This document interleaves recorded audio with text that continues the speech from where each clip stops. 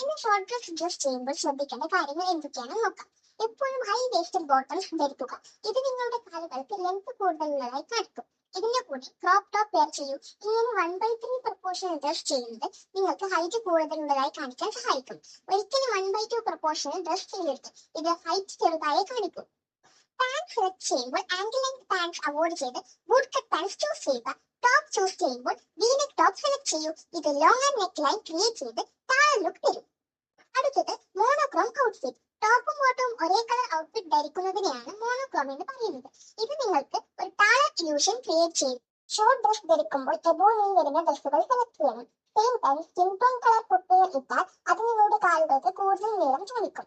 Maxi dresses ആണ് ഇടുന്നതെങ്കിൽ waste line below bus വരുന്ന dress choose ചെയ്യണം. ഇതിന്റെ കൂടെ സെയിം കളർ ഫുട്വെയർ ആണ് പെയർ ചെയ്യുന്നതെങ്കിൽ കൂടുതൽ ലെങ്ത് കാണിക്കും.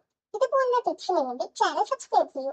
വീഡിയോ ഇഷ്ടപ്പെട്ടാൽ ലൈക്ക് ചെയ്ത് ഷെയർ ചെയ്യൂ. Thanks for watching.